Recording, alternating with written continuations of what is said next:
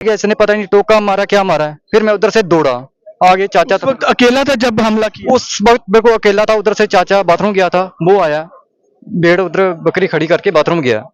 जब उसने देखा वो उधर से वो दौड़ा, घर से मैं दौड़ा हूँ। बच्चे की डेथ हो गई तो हमने फौरी तौर इसको कत्ल के मुकदमे में तब्दील किया है और गिरफ्तारियां भी हुई है और भी जो इसमें मुलविस पाए जाएंगे उनकी गिरफ्तारियां हो जाएंगी, वो केस में बुक हो जाएंगे। बकरी चलाना क्या इतना महंगा पड़ा कि उसको अपनी जान की कीमत चुकानी? जवान जान गवा बैठा है, उसकी आत्मा को शांति दे पहले मात्रा इसमें ये प्रार्थना करता हूँ।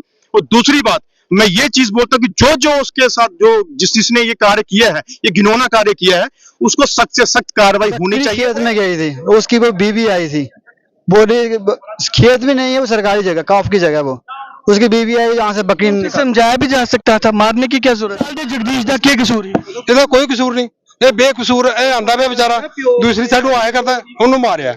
ਇਹ ਕੋਈ ਕਸੂਰ नहीं है बिल्कुल शरीफ मुंडा है। साहब हमारे साथ है और जम्मू कश्मीर पुलिस की बात की जाए तो हमेशा ही आश्वासन दिया गया है और पूरी तरह से परिवार को ये कहा गया कि जो लोग भी इस मर्डर में कहीं ना कहीं इन्वॉल्व होंगे उन्हें जल्द से जल्द अरेस्ट किया जाएगा। हालांकि कुछ जो ऐसी गिरफ्तारियां वो भी हुई हैं, लेकिन इन्वेस्टिगेशन का पार्ट है। आगे क्या कुछ सर प्रक्रिया है वो मुझे हमें बताइए। इन्वेस्टिगेशन हो रही है, अभी प्रिलिमिनरी इन्वेस्टिगेशन है। 2 मुलजिमों को हमने गिरफ्तार किया है, सलाखों के पीछे धकेल दिया है।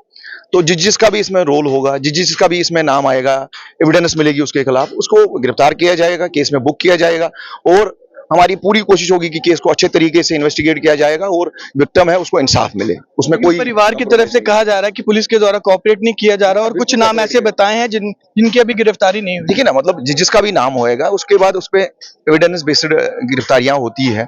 जिसके खिलाफ भी सबूत मिलेंगे, एविडेंस मिलेगी, जिसका भी रोल इसमें होगा उसको नहीं बख्शा जाएगा। यकीन रखिए, कल रात को इसको बच्चे की डेथ हो गई तो हमने फौरी तौर इसको कत्ल के मुकदमे में तब्दील किया है और गिरफ्तारियां भी हुई है और भी जो इसमें मुलविस पाए जाएंगे उनकी गिरफ्तारियां हो जाएंगी, वो केस में बुक हो जाएंगे। अब तो मामूली सी बात पर हमला किया गया बच्चे पर, ये दिखाता है कि समाज हमारा किस हद तक अब टेम्परामेंटल मतलब स्टेज में आ गया है कि लोग मामूली सी बातों पे भी एक दूसरे की जान लेने पे तुले हुए हैं।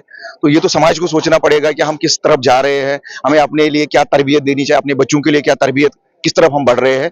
और ये अवेयरनेस फैलानी है लोगों में। समाज सबका, हम सबका रोल है ये ना सिर्फ पुलिस के साथ साथ जो बाकी हमारे मतलब रिस्पेक्टेबल्स है, हमारी जो ऑर्गेनाइजेशंस है, उनको भी लोगों में एक अवेयरनेस फैलानी चाहिए कि मामूली बातों पे लड़ना झगड़ना इस हद तक पहुंचना ही बड़ा अनफॉर्चुनेट है। हमें इससे कहीं ना कहीं निकलना पड़ेगा। लगातार परिवार यही गुहार लगा रहा है कि उन्हें इंसाफ मिलना चाहिए। बिल्कुल मिलेगा, इसमें अच्छे तरीके से प्रोफेशनली इन्वेस्टिगेशन होगी, लेकिन लोगों से ये मेरी अपील रहेगी कि वो केस में हमारे साथ कोऑपरेट करे। जिसको भी इसके बारे में कोई भी संज्ञान है, कोई भी मतलब इसमें इंफॉर्मेशन है, वो अपना स्टेटमेंट रिकॉर्ड कराएं। स्टेटमेंट रिकॉर्ड हो जाएंगे। आजकल जैसे आपको पता है कि BNSS इम्प्लीमेंटेशन के बाद साइंटिफिक इन्वेस्टिगेशन हो रही है, साइंटिफिक इन्वेस्टिगेशन केस में हो रही है और सारे मुलजिम जो भी इसमें होंगे गिरफ्तार होंगे, उनके खिलाफ कार्रवाई की जाएगी और कोई भी लूपहोल ना रखा जाए। इसलिए सीनियर ऑफिसर्स इसको मॉनिटर कर रहे हैं और कोशिश होगी कि जल्द केस को अपनी मतलब फाइनलाइजेशन तक पहुंचाया जाए और सारे मुलजिम गिरफ्तार किए जाएं, उनके खिलाफ कार्रवाई हो जाए और इंसाफ मिले विक्टिम के और विक्टिम की फैमिली। शुक्रिया सर। साफ तौर पर पुलिस का यही कहना है कि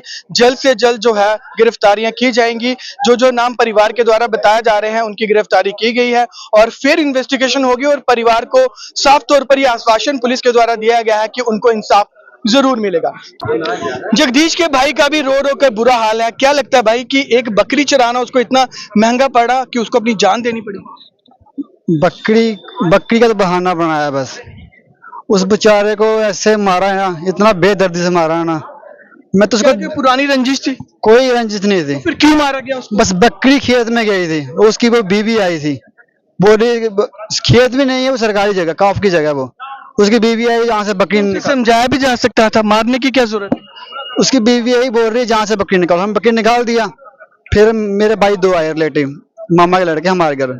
तो मैं उनके लिए मैं कोल्ड ड्रिंक लेने गया मैं दुकान पे, पीछे से आया, मैं देखा तो मेरा भाई सड़क पे ऐसे बेहोश पड़ा हुआ है। फिर उसको उठाया मैंने। फिर वो जो मेन काफी लोगों ने हमला किया? 4 आदमी है। वो अकेला था उस वक्त?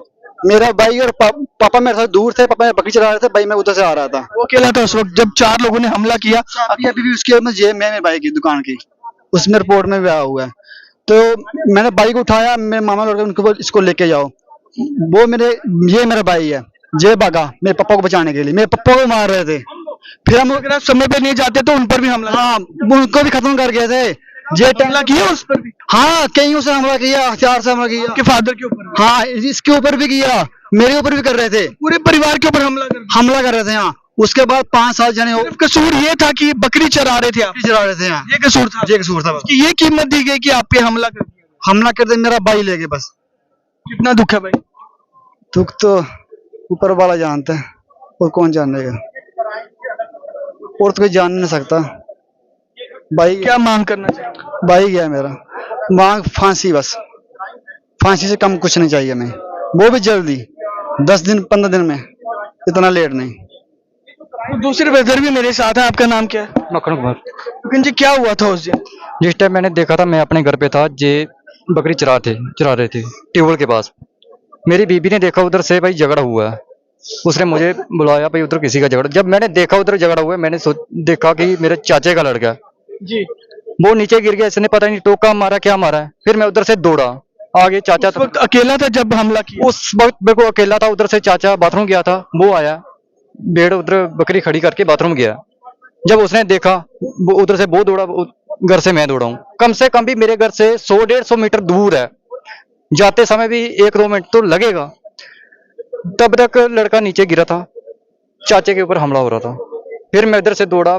मतलब आपके भाई पे भी हमला किया, आपके चाचे पे भी हमला किया, आपके फादर पे भी हमला? हाँ, सिर्फ इसलिए कि बकरी चली गई थी? बकरी का तो सिर्फ बहाना है इसका, ज्यादा तो रंजस इसकी जो सामने खेत है जहाँ इसने जमीनी विवाद को लेकर हमला किया? जहाँ काफी जगह जहाँ इसने कब्जा किया है, तो सरकारी जगह? वो तो सरकारी है, वो अपनी बना के बैठे हैं। ने मतलब बोली 17 कनाल 19 मरले सब कैप्चर हो गई थी, सब कैप्चर हो गई थी, सब खरीद लिए लोग उन्होंने। अच्छा, सारे उड़ के दिए ते मतलब कि एक लड़ाई भी उस ਜ਼ਮੀਨ ਤੇ ਲੜਾਈ ਹੋਈ, ਉੱਥੇ ਕੋਈ ਫਸਲ ਨਹੀਂ, ਕੋਈ ਕੁਛ ਕਾਈ ਹੈ, ਕਾਈ ਔਰ ਮਾਨਿਓ ਜਿਹੜਾ ਮਾਏ ਦੱਬ ਗਈ, ਉਹ ਉੱਥੇ ਕੁਛ ਨਹੀਂ ਹੈ। ਉੱਥੇ ਗਏ ਨੇ, ਉਹ ਸਿਰਫ ਇਹ ਚਾਹੁੰਦੇ ਨੇ ਕਿ ਇਸ ਜਗ੍ਹਾ ਦੇ ਅੰਦਰ ਕੋਈ ਬੰਦਾ ਬਿਨਾ ਪੈਰ ਬਿਨਾ ਧਰੇ, ਬਸ ਇਸ ਗੱਲ ਦੀ ਲੜਾਈ ਹੈ। ਔਰ ਕੋਈ ਉੱਥੇ ਕੋਈ ਨੁਕਸਾਨ ਕੁਛ ਨਹੀਂ ਹੋਇਆ, ਨੁਕਸਾਨ ਇੱਕ ਪੈਸੇ ਦਾ ਨਹੀਂ ਉੱਥੇ ਕੁਛ ਵੀ ਹੋਇਆ। ਕਾਈ ਤੇ ਦੱਬ ਇਹ ਚੀਜ਼ ਆ ਉੱਥੇ, ਉਹਦੇ ਵਿੱਚ ਉਹ ਕਾਈ ਖਾਂਦੇ ਨਹੀਂ ਡੰਗਰ, ਕੋਈ ਫਸਲ ਨਹੀਂ ਉੱਥੇ, ਫਸਲ ਲੱਗਦੀ ਵੀ ਨਹੀਂ ਉੱਥੇ। ਇਹ ਲੱਗਦਾ ਹੈ ਕਿ ਕੋਈ ਪ੍ਰੀ ਪਲਾਨ ਦੇ ਤਰੀਕੇ ਉੱਪਰ ਹਮਲਾ ਕੀਤਾ ਗਿਆ?